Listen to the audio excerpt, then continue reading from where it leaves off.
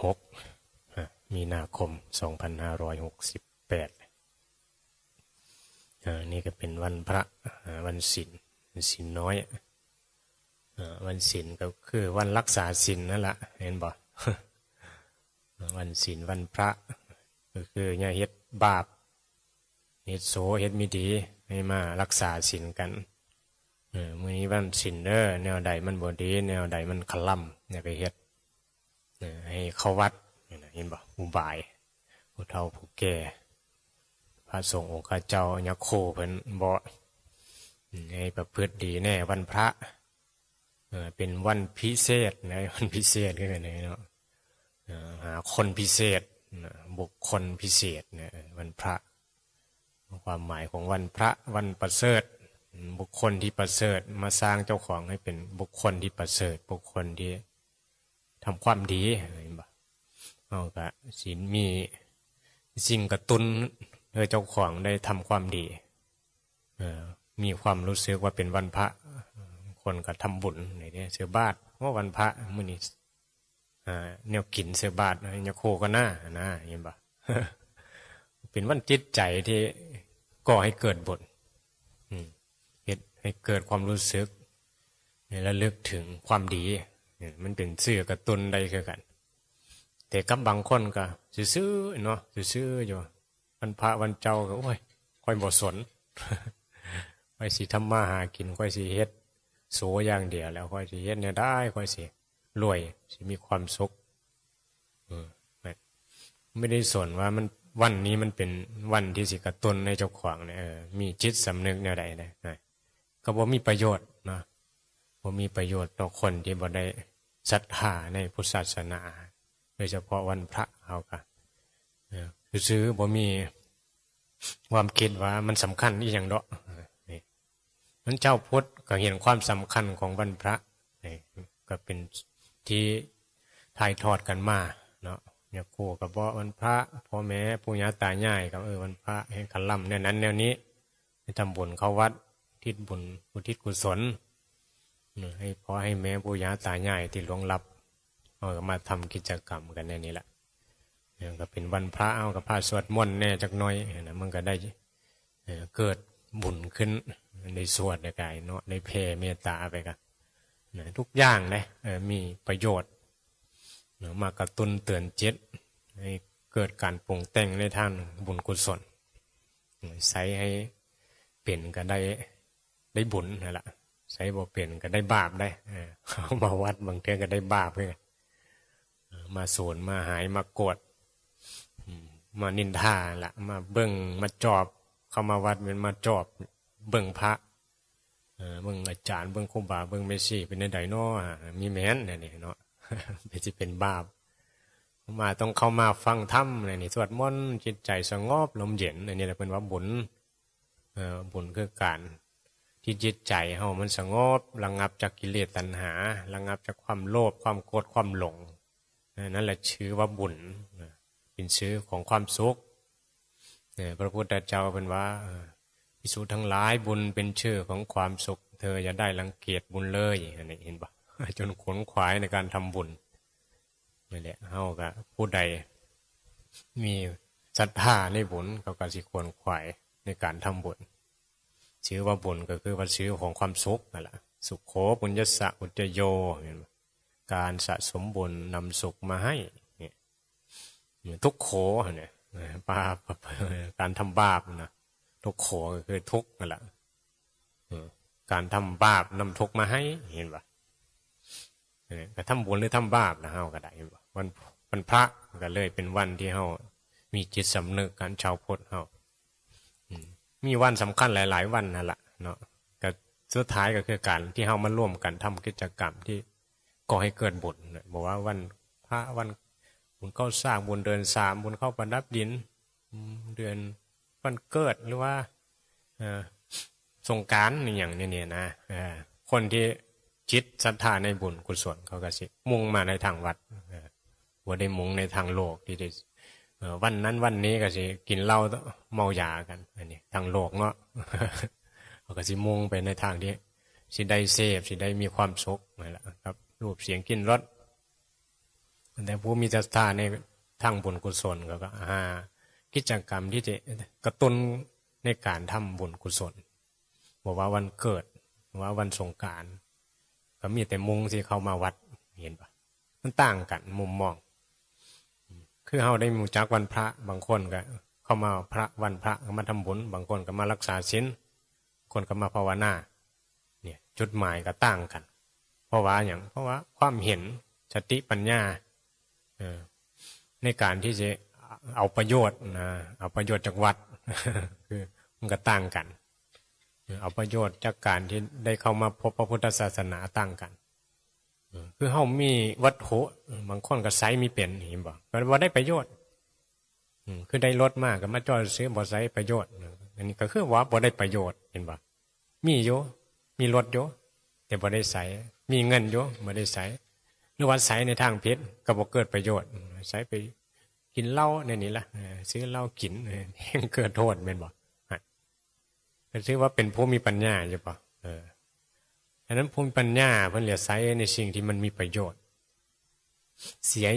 ใช้สิ่งที่มีนี่ให้เกิดประโยชน์ใช้เงินให้เกิดประโยชน์ใช้ร่างกายให้เกิดประโยชน์อยู่เนี่ยได้ร่างกายเฮาแก่ชราไปนี่อยู่กับกายที่มันเสื่อมไปหมดโดยที่ว่าบ่เป็นทุกข์นะนี่ฮู้จักใช้เห็นบ่มีชีวิตอยู่นี่แนวใดมันจังอยู่แบบได้เรียนรู้ชีวิตได้เรียนรู้ว่าสิ่งใดที่เฮาสินำพาที่โตไปได้บุญแม่นบ่พระมันก็บอกว่าบุญน่ะเด้บุญกรรมบาปกรรมที่จิตโตเฮาไปเมื่อเวลาเฮาตายประโยชน์ในปัจจุบันก็คือเฮ็ดแนวใดให้มันได้บุญได้มีความเข้าใจในชีวิตเฮ็ดแนวใดจังบ่ทุกข์ประโยชน์เบื้องหน้าก็คือนี่ละสะสมประโยชน์ปัจจุบันนี่ละคือสร้างเหตุนั่นแหละเห็นบ่สร้างเหตุไว้ผลมันก็สิได้รับต่อไปเราต้องหูจักเหตุนะหูจักเหตุว่าที่เฮาเฮ็ดนี่พอย้อนเหตุอันนี้แหละเฮาจึงได้รับผลในนี้ย้อนที่เฮาเคยนับถือพุทธศาสนาเคยเข้าวัดเหมือนเห็นบ่มันมีนิสัยมาโอ้เหตุนี้เนาะเฮาจังจะเข้าวัดเฮาจังจะมาโบสถ์บอกครูบาอาจารย์เพิ่นจะโบสถ์ตั้งแต่ยังน้อยเลยว่าเป็นเนรมาเนี่ยบวชแล้วก็บ่เสกหลวงปู่หลวงตาเพิ่นเนี่ยมันมีนิสัยในทางวัดในทางพุทธศาสนาในทางปฏิบัติธรรมเฮาก็มาสร้างนิสัยในนี่แหละสร้างความเคยชินในบุญกุศลให้มันเกิดความฉลาดสะสมไปเนาะเห็นบ่บุญก็ต้องสะสมปัญญาก็ต้องสะสมบางคนมาสร้างบารมีก็คิดว่าต้องสร้างอย่างใหญ่ๆแข่งกันสร้างมันก็แม้นอยู่นั่นอันเป็นทานะบารมีเป็นเรื่องของการให้ทานสร้างนะแต่สร้างแบบสะสมแบบนั้นมันก็บอกทำให้ผลทุกข์ได้มันก็บารมีมันก็มีทั้ง10แม่นบ่ศีลเดี๋ยวสร้างบารมีด้วยการมารักษาศีลเดี๋ยวสร้างอยู่บ่ล่ะคือบ่มีไผน้อยแม่นบ่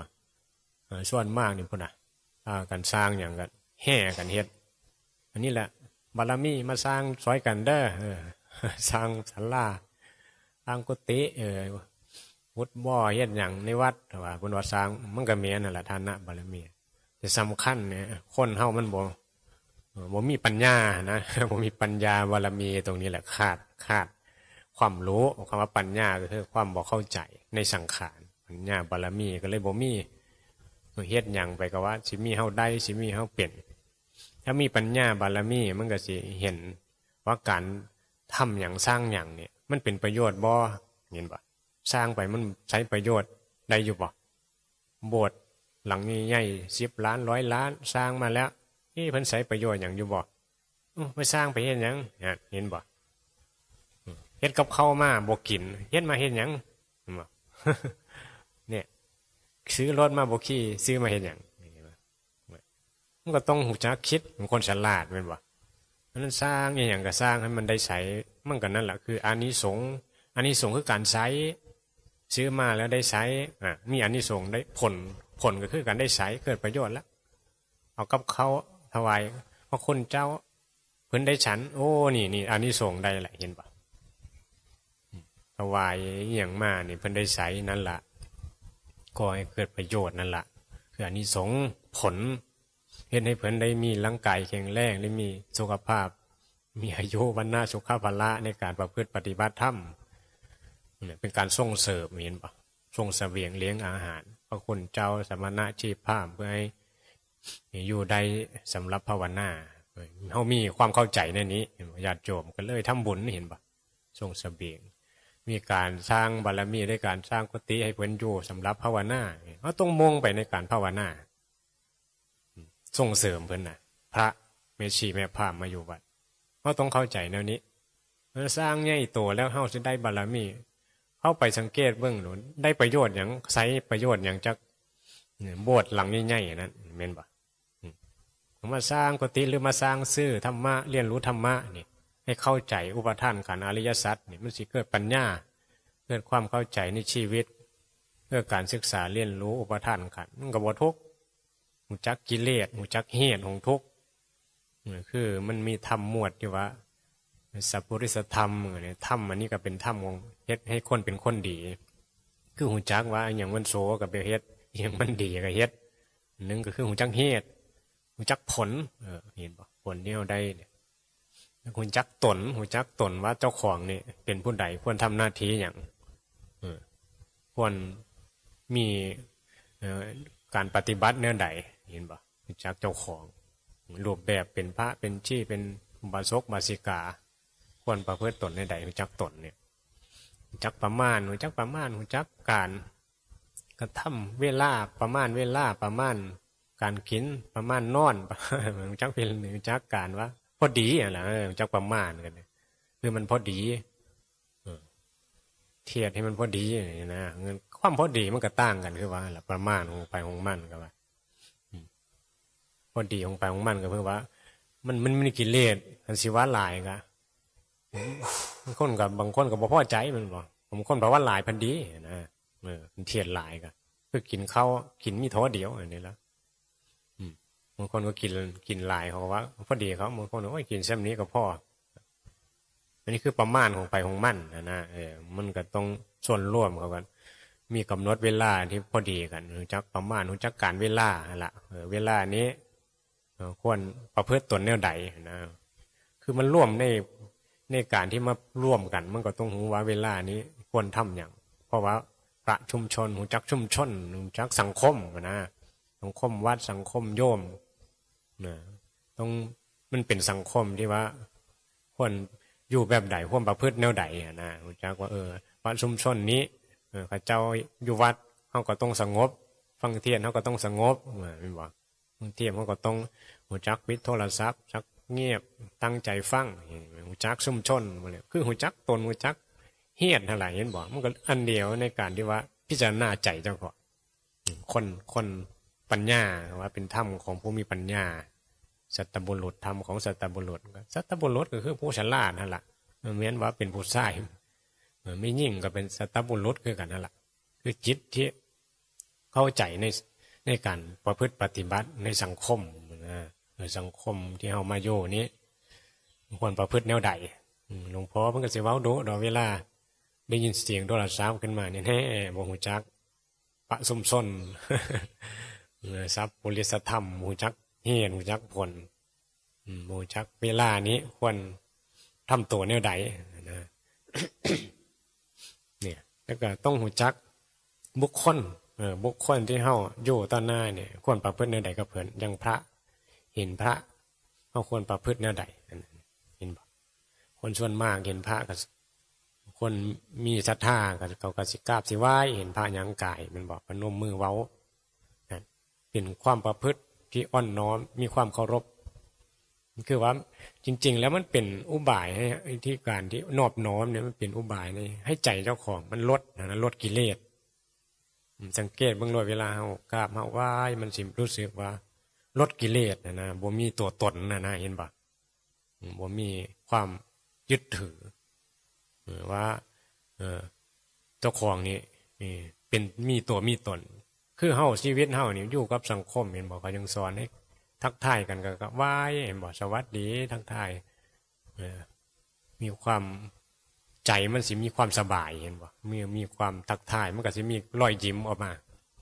พระคือกันมันมีการสอนให้กราบให้ไหว้ให้พนมมือมีความเคารพ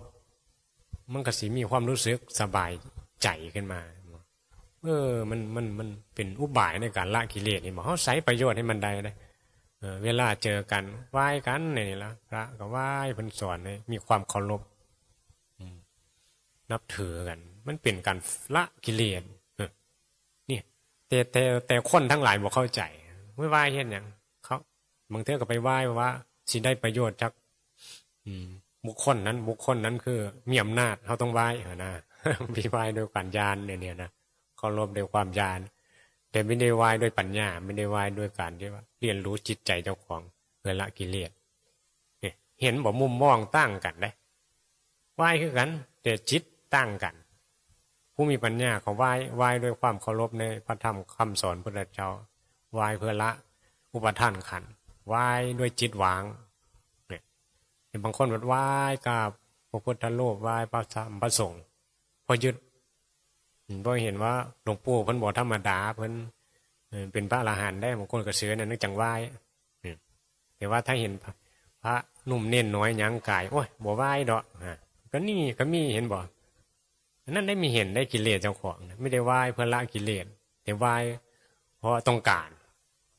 หลวงปู่ดังๆเท่านั้นแหละกูจังไหว้เห็นบ่นี่ไหว้ด้วยความบ่มีปัญญาเห็นบ่เฮาบ่ได้สะสมปัญญาบ่ได้สร้างปัญญาบารมีเจ้าของก็เลยใช้ประโยชน์จากสิ่งปรากฏบ่เป็นใช้ชื่อจากวัดว่าศาสนาบ่เป็นชีวิตก็ยังมกมุ่นอยู่กับการที่ได้ดีมีเป็นคือเก่านี่เนี่ยปัญญาบ่เกิดดังนั้นปัญญาสิเกิดได้ก็ต้องมาเรียนรู้เนี่ยฟังธรรมะคำสอนพระพุทธเจ้าเป็นต้นอาศัยการถ่ายทอดให้เขาได้เรียนรู้มันก็ฟังมาแหละนี่แม้นกับบางเธอก็ฟังจากพระโอษฐ์ของพระพุทธเจ้าพุทธวจนะเท่านั้นว่าบางคนก็ยึดที่คำสอนพระพุทธเจ้าเท่านั้นโอ้ก็เจ้าเว้าอยู่เนาะเจ้าของเว้ามาอยู่นี่ก็คำผู้ใดสักเว้านี่ใช่พระพุทธเจ้าฟังพระพุทธเจ้าเขาก็เว้าต่อกันมามุขปาฐะกันว่านะถ่ายทอดคำเว้าจากปากต่อปากมาสมัยครั้งพุทธกาลยังบ่มีการจดบันทึกในตำราเห็นบ่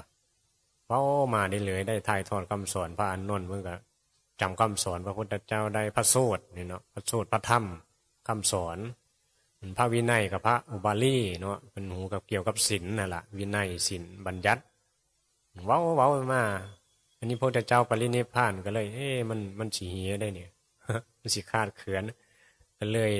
ทำสังคายนาเพิ่นเอิ้นว่าประชุมกันเฮ็ดเป็นพระไตรปิฎกขึ้นมานี่แหละเห็นบ่จดบันทึกไว้มีการแก้มาแล้ว 2-3 เทอนี่แหละสังคายนาครั้งที่2ครั้งที่3เห็นบ่ครั้งที่พระเจ้าอโศกก็ทำสังคายนาดีใหญ่สูงสุดท้ายนี่แหละเห็นบ่พุทธศาสนาก็เลยแผ่กระจายมาฮอดประเทศเฮาก็ได้เรียนรู้จังพระไตรปิฎกมาหั่นแหละเห็นบ่มีตำรับตำราเพี้ยนไปแน่บางคนก็มีการต่อเติมไปแน่ล่ะแต่ว่าจับหลักได้มันก็คือการมาเรียนรู้เพื่อทอดถอนความทุกข์ที่อยู่ในใจที่มันมีอุปทานขันธ์นี่แหละเห็นบ่จุดมุ่งหมายนะจุดมุ่งหมายสูงสุดให้เฮาเห็นผลว่าเป้าหมายนะเป้าหมายคือของพุทธศาสนาคือนิพพานเนี่ยเฮาก็สิเรียนรู้ว่ามันเป็นย้อนหยังนี่หยังคือทุกข์นี่หยังคือเหตุของทุกข์พระพุทธเจ้าเพิ่นสิสอนตรงนี้ให้เฮาได้เข้าใจตรงนี้คืออริยสัจสี่หั่นล่ะที่เพิ่นตรัสรู้มันบ่หนีจุดนี้ดอกถ้าพุทธศาสนาเฮาเข้ามาเรียนรู้อริยสัจสี่ทุกคนเข้าใจตรงนี้นี่มันบ่มีการแบ่งอีหยังกันดอกบ่มีการว่าเปรียบเทียบนะไผถือไผผิดดอกเพียงแต่ว่าความเห็นมันต่างกันเท่านั้นเองแต่เป้าหมายของคนที่บ่เข้าใจเขาก็สินั่นแหละก็คือไปในทางที่ว่าไปทางบุญก็ได้อยู่ดอกแต่ว่าไปทางนิพพานนี่มันก็นี่แหละถ้าคนบ่เข้าใจก็สิฟังบ่ฮู้เรื่องนั่นแหละระดับปัญญาบ่เข้าใจในทางโลกุตตรธรรมเนาะมันก็ฟังบ่รู้เรื่องก็สิฟังในเรื่องที่ว่าเฮาได้หั่นล่ะเฮ็ดแนวใดเฮาได้บุญส่ำใดระดับใดเฮ็ดบุญกับบุคคลใดสิได้บุญหลายเฮาก็สิคืออย่าไปหั่นนะคือว่าอย่างศักดิ์สิทธิ์มองใดเฮาก็เห็นบ่อย่าไปวัดศักดิ์สิทธิ์ถ้าไปเห็นโบสถ์ใหญ่ วัดพุทธรูปใหญ่ๆมันก็ปรุงแต่งให้มันมีอิทธิพลคือกันได้เห็นให้เฮาเนี่ยคิดว่าศักดิ์สิทธิ์อีหลีได้แต่จริงๆแล้วคือใจเจ้าของนะมันมีกำลังเนาะมันอาศัยสิ่งที่เห็นนี่มันเห็นให้เจ้าของมีกำลังสังเกตเบิ่งถ้าเฮาศรัทธาผู้ใดเนี่ยมันเหมือนมีกำลังเนี่ยว่าศรัทธาผู้ใดเนาะแม้แต่ศรัทธาต้นไม้เนี่ยต้นตะเคียนวิอย่างพญานาคหรือขี้ข้างค้าอย่างนี้เข้าไปกล้าไปไหว้เนี่ยมันมีกำลังใจที่จะเฮ็ดเห็นบ่ มันเป็นเรื่องของเจ้าของปรุงแต่งนะเห็นบ่แล้วก็มันบกเกี่ยวเลยกับสิ่งที่ปรากฏคือพระพุทธรูปนี่มันก็ไม่ได้เกี่ยวได้ว่าเพิ่นสิโดนบันดาลนี่อย่างให้เฮาได้แต่ว่ามันศรัทธาในใจเฮาพี่นะมันมีกำลังของธรรมเฮ็ดให้เฮาเคารพเห็นบ่เขาเห็นบนต้นรูปแล้วเขาลบเขาศรัทธาแต่พวกศาสนาอื่นเขาไม่เห็นเขาว่าอีหยังรูปอีหยังตุ๊กตาบ่หรืออีหยังอันนี้รูปปั้นหยังเห็นบอกบางประเทศเขาว่าทำลายไปเขาบอกนับถือแต่เขาเห็นว่าเขาก็กราบเขาไหว้มันก็เลยมีกำลังในใจของเขาเพราะมันมีศรัทธามีความเชื่อแต่จริงๆแล้วอันสิ่งที่สำคัญคือใจเขาเห็นอยู่ป่ะอยู่ในใจเขาที่ว่าอาศัยซื่อคือพระพุทธรูปคือวัดคือพระสงฆ์เนี่ยเอามากระตุ้นให้เจ้าของเนี่ยมีความฉลาดส่ำใดนะมีมุมมองในการที่จะพัฒนาจิตเจ้าของไปในทางใดแนวทางสัตว์โลกคือแนวใดแนวทางผลโลกแนวใดอันใดคือทุกข์อันใดคือเหตุที่เป็นทุกข์ให้เราศึกษานี้อันใดผลจากทุกข์ได้นะหาแนวทางต้องหูเหตุหูผลอันนี้แหละคือว่านี่เพราะว่าสัตว์โลกนี่มันอยู่ในอำนาจของกรรมโยเขายังผลกรรมบ่ได้เมื่อวานยังเป็นสัตว์โลกก็เลยยังทุกข์อยู่สัตว์โลกก็เลยยังหลงอยู่นะการที่พ้นสัตว์โลกนี่พ้นแนวใดนั่นแหละจังว่าคำสอนพุทธศาสนาเนี่ยมีคำตอบให้ว่าง่ายๆมีทางเดินให้พ้นทุกข์ได้พร้อมที่จะเรียนพร้อมที่จะเข้ามาศึกษาบ่จะพ้นทุกข์อยู่บ่หรือว่ายังจะทุกข์ต่อไปจะให้ต่อไปจะหลงกันต่อไปบ่แค้นกับแค้นคนนั้นต่อไปฮักต่อไปบ่อันนี้ลักษณะพระสัตว์โลกก็เป็นมีทุกข์เป็นเบื้องหน้ามีผลก็คือทุกข์ที่เจ้าของจะได้รับต่อไปสุขบ่มีดอกความสุขจากรูปเสียงกลิ่นรสที่กระทบมันเป็นความหลงพุทธเจ้าว่ามีแต่ทุกข์ในโลกนี้ครูบาอาจารย์หลวงปู่หลวงตาเพิ่นก็มาศึกษาแม่นอีหลีว่าเฮาสุขกับการกินก็โอ้ยมันทุกข์มันเลยสุขอีหยังกินคู่มืออยู่มันน่ะสุขมั่งได้มันสุขมันต้องบ่อยู่ซื่อๆแม่นบ่บ่เฮ็ดหยังบ่มีตัวลงตัวยึดเป็นหยังต้องกินก็มันทุกข์ไงเป็นหยังต้องนอนก็มันทุกข์เป็นหยังต้องนั่งก็มันทุกข์เนี่ยมันสุขมั่งได้ซะสุขแต่ว่าพอใจในโลก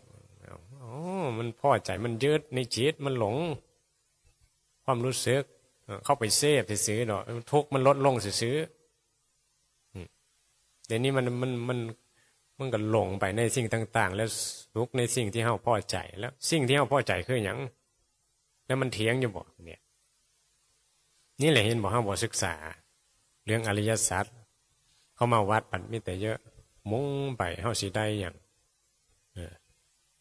ได้เสพหยังได้มีความสุขกับหยังสวรรค์บ่หรือว่าร่ำรวยขึ้นมาปรารถนาความร่ำรวยก็ปรารถนาความสุขนั่นแหละก็ยังว่าอยู่ว่าสุขบ่มีจริงในโลกก็บ่เข้าใจ